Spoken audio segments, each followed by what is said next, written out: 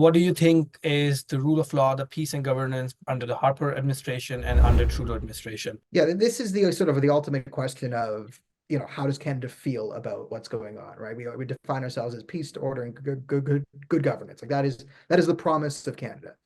So on the good governance aspect, this is the ability to be seen as competent, right? And Harper, for all his faults, was never seen as a buffoon. His criticisms were, yes, too stodgy, regressive, gay marriage, marijuana legalization, not progressive enough.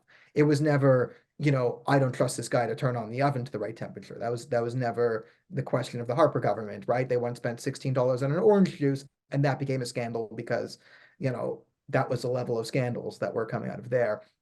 Not to say there wasn't anything in 10 years, but we have Orange Juice Gate compared to SNC-Lavalin. So on the good governance, there is now a growing sense. The tired of Harper was maybe on his too authoritarian side. Yeah, there was talks about Bill C-50, and this was a bill which would love to have right now. I think everyone would want it now, where if you're not a resident of the country and you're openly supporting a terrorist organization, you can be deported, right? If you immigrate to this country and you support violence or terrorism against this country, you're like, I want to join Al Qaeda, I want to join ISIS. You can lose your citizenship for that. Like if or you could be deported. Like you're not a citizen. You could be deported if you join ISIS. Hello. That was seen as, oh, Harper's trying to criminalize immigrants and this and that. And the other scandal around that time, to be fair to the opposition to him, was he had banned some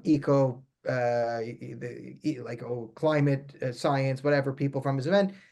The counter to that is he labeled them eco-terrorists. These would be the people, screaming, throwing paint on stuff, gluing themselves to things. Is that going too far? Is it more than reasonable to ban these people from your campaign events? That was the thing. So on the law and order side, Harper lost for being seen as too law and order at the time.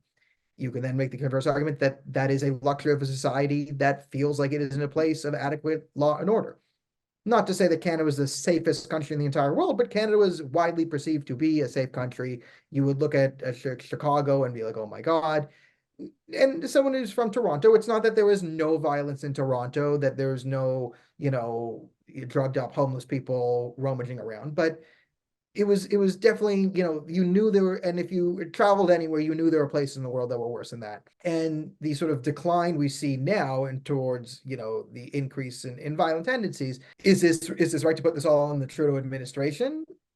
Or is this, a failure at every level of government, one could argue, right? This is a philosophy that has come out of institutions of depolicing. Right? You can say that the Trudeau government literally did bow down to this ideology during the Black Lives Matter when, COVID didn't apply for 2 months, and Trudeau literally came in and took a knee there. And he said, okay, we give in to the sense that we need less police are the problem. We need depolicing. This has definitely been the ideological shift in the last 10 years. So you definitely see it from the Trudeau government. They have pushed this narrative that, policing creates more crime. Not the other way around. And I think we have enough evidence to bear out that this is not the case, that actually enforcing laws reduces the chance of people breaking the laws. And this goes to the peace and order part, where we are now at a point where criminals understand en masse. There's sort of been a critical mass within the criminal underworld, and you would say other organized crime institutions, that, oh, crime is not being enforced.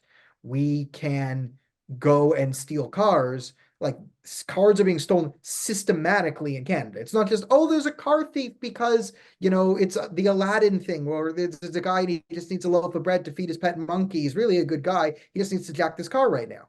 No, there's no enforcement. We have catch and release systems, that we have entire chop shops and organized crime and ports. And these cars are getting out of the country en masse. Like, hello, like, this is not just individuals doing this. This is a system. This is a systematic organized crime problem we have. And I would argue that the reason is because there's no enforcement. So because there's minimal deterrence, you now have an economy for this, and you add that to times where times are tough. You've now created a market. We've created a market for crime with not strong enough disincentives for the crime. Therefore, more crime.